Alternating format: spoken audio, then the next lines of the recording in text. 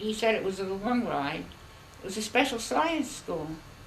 I guess he did very well in science in public school. Then it turns out he didn't really want science. That wasn't what he really wanted. He and he math became he wasn't too crazy about math because at Stuyvesant you can go way up, take calculus and all kinds of advanced classes. And a lot of his friends knew from Stuyvesant, like Bob Wallbach, he knew from Stuyvesant, way back. Do you stay in touch with any of the people you knew in high school? No, I don't. Did you ever go to any high school reunions? No, I never did that.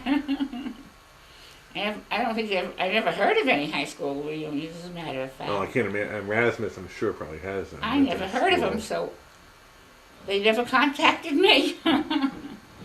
But What year did you graduate?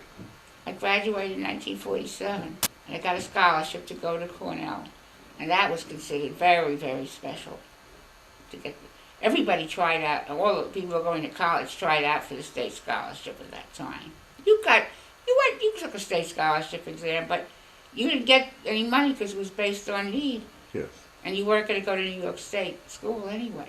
But my time wasn't based on need. It was just if you won the scholarship and you're going to state, you had to go to New York State school to get it. Yeah. Josiah would have gotten money if he had gone to an Irish school.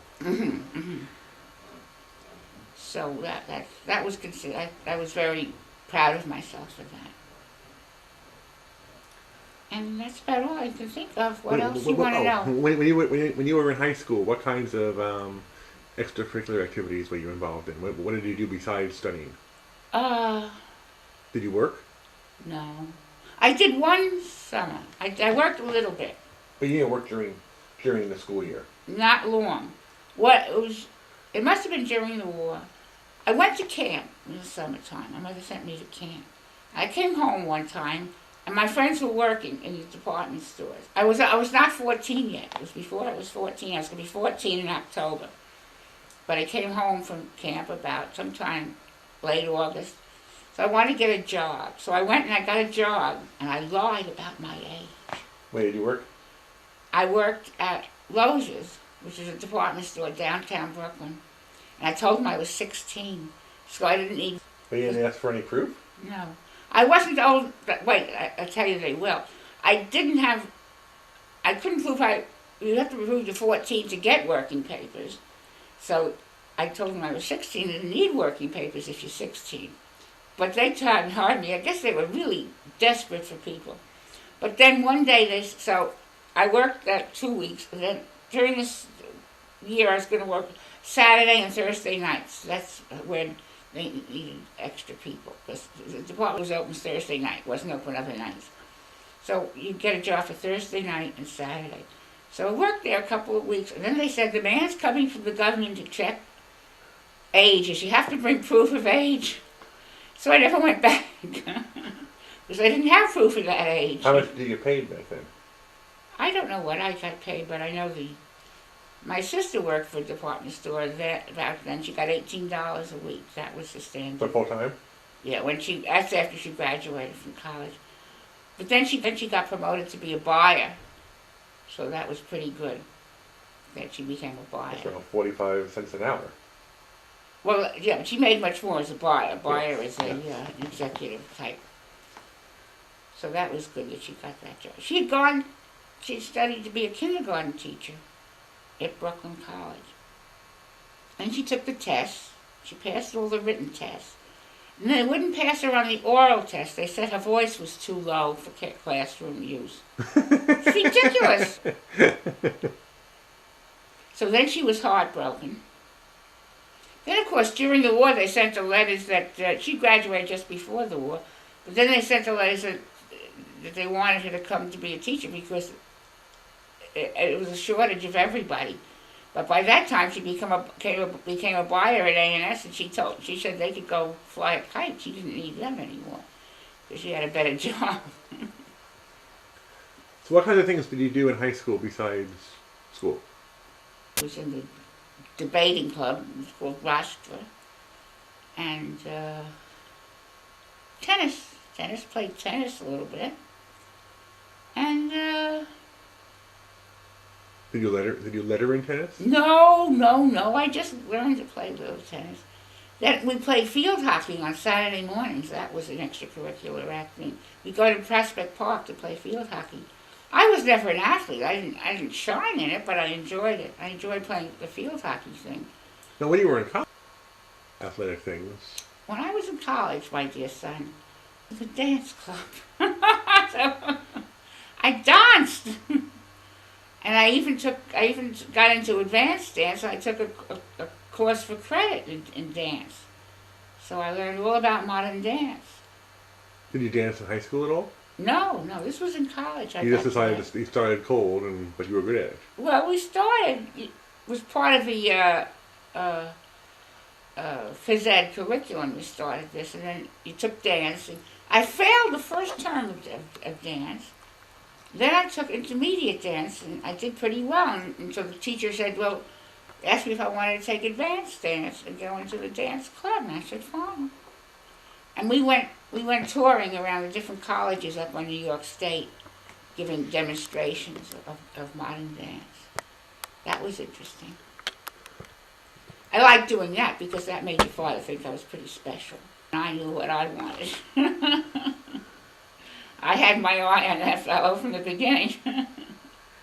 Did you have any boyfriends when you were in high school? No, but in high school, in college... You met Dad real fast. Yeah, and then others, because the...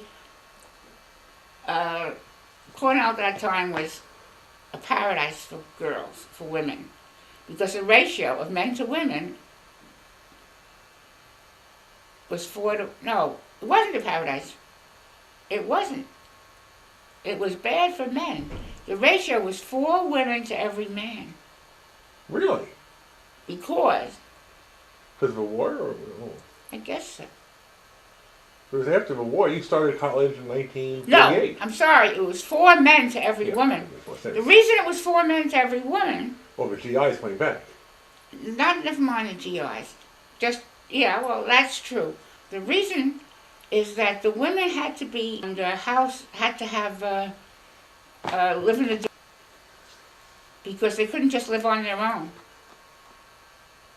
We had to be in the dorm a certain hour. We had to live in the women's dorms. There were only a certain number of women's dorms. The men could live anywhere. So they could keep accepting men. So they could accept more men than they could women. Because the women, they could only accept as many as they had space to put in the dormitory. Well, the dormitory is real strict at Cornell? Yeah, I mean, you had to sign in and out at night. You only had 2 late nights. Otherwise, you had to be in at 10:30. But Saturday night, you could have a late night until 12:30 or 1 o'clock or something like that. But you had to sign in. Yeah, people did manage to sneak out. That was known. I never did. I always signed in and out. But it was strict. There was in loco parentis, as they say, for women, definitely. None of this, no shared dormitory on the floor. No, and no living in town. Women couldn't live in town. The men could live in town, could live anywhere. So there were more men than women. When you were in high school, did you go to movies and theater at all? Oh yeah, sure I went to the movies. How about plays? Well, the plays I went to, they had something called the Subway Circuit, and one of the theaters was near them, where they had plays. Came around, went to the different theaters, a couple of different theaters. I saw Glass Menagerie with Lorette Taylor, so that was pretty good because she was the one who did it on Broadway. And I forget what else I saw. And when I was in high school, in fact, in 8th grade, we used to go down to the to Radio City Music Hall or the Roxy and go on Saturday afternoon.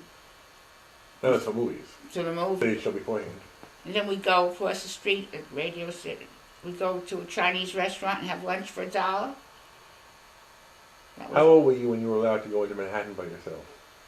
Well, at that time, I must have been 13. But I think I went into Manhattan a little bit before that by myself to go to the dentist. Because my mother's dentist was in Manhattan. My mother had the same dentist from the time before she was married.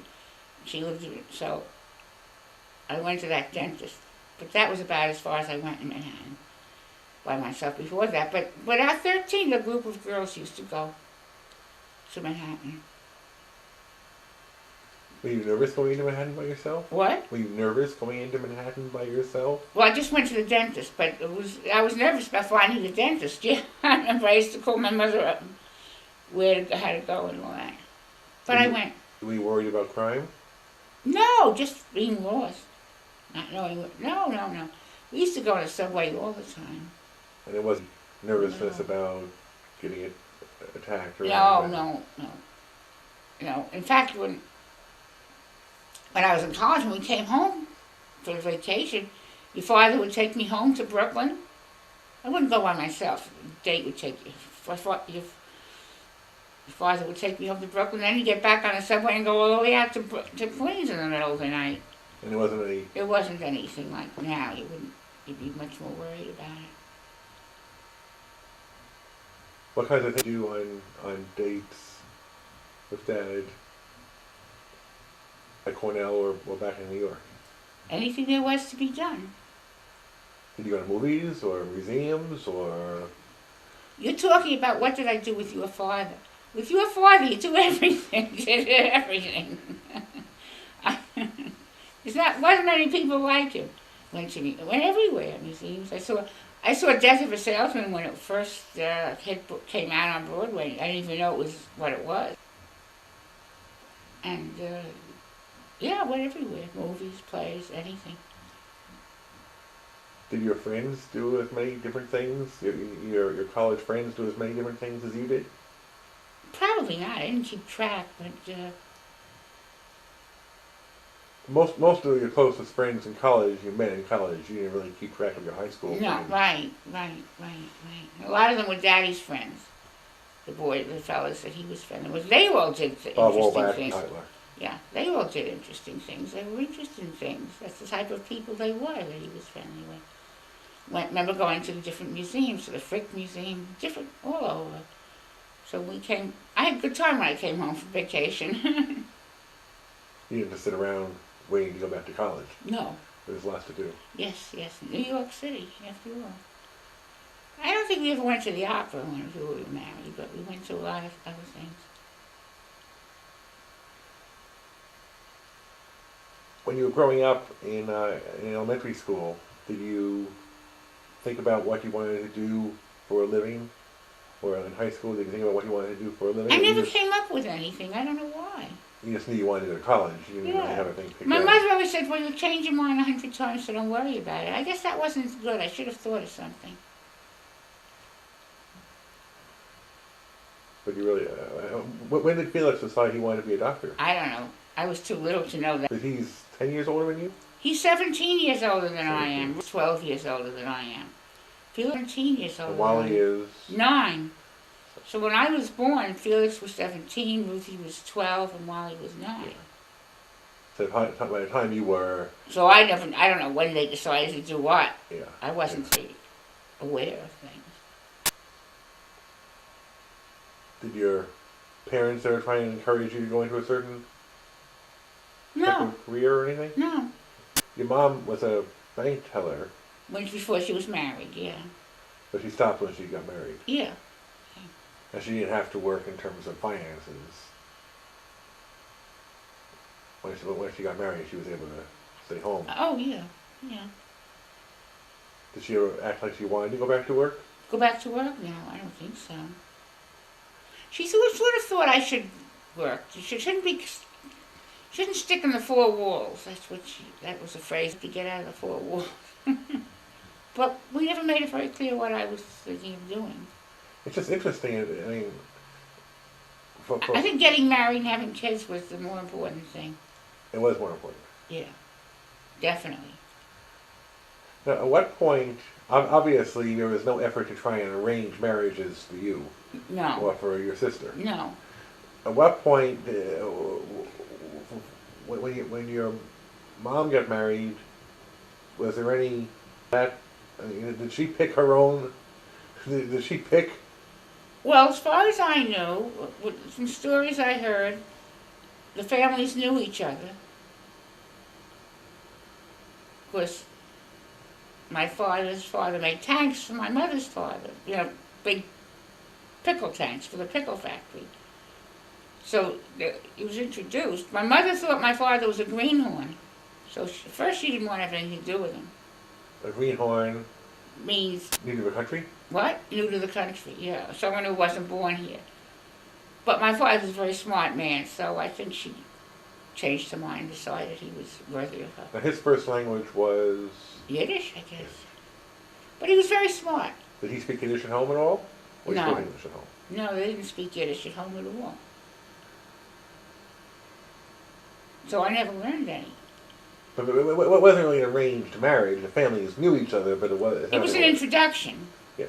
And at first she didn't want to. And Did you know anybody who had arranged marriages? arranged? No. It was all gone by the time That was you really, were. that was... At what point did your... All right, so your father came from where? I used to say Russia, it's either Russia or Poland, depending on when it was. I don't know exactly. I can't pinpoint it. Somewhere we have the Ellis Island records of my father's family coming in. Don't have any records of my mother's family because I think they came in before Ellis Island records were established. Because they came when they were very young. My mother's mother. I think I told you a story that my grandfather was passed through the town that she lived in because he was running away. He didn't want to go to the army. He didn't want to get drafted into the Tsar's army because that was for life. And they fell in love, and he said, he went to England and said he'd write for her. So time passed, and she didn't hear from him, and she wouldn't marry anybody else. And her parents were very upset because that meant her younger sisters couldn't get married, because that's the way it goes. The older daughter has to get married first. Finally, she got a letter from him, and she ran off by herself to marry him. Which was very dramatic, going off by yourself. Of course, how did you marry her? You know, might abandon her right there in England. You don't know. Anyway, he did marry her, and they had 11 children. So 11 children. Yes, she stayed. They had their first 2 children in England, 2 boys, and were born in England, and then they came to America. My mother was the 3rd child. She was born in America. And these are all Goldens? Goldens. That was my grandmother. So there were many Goldens running around. Yeah, there were 11 children. Did you ever find out what happened to any of them? That was all pretty distant relatives at that point. Well, they were all. I found out. I know what happened to them pretty much, but I haven't kept track. I haven't kept up with them. I must say I haven't. But there were a lot of cousins. That's true. 11 children. Wow, I didn't realize that. I have a picture of all the Goldens. They used to be in. It's in the box. That Mary packed up nice from the little stuff that was in the bookshelves in the den. Mm-hmm. I never unpacked it because I don't know where to put it. But there's a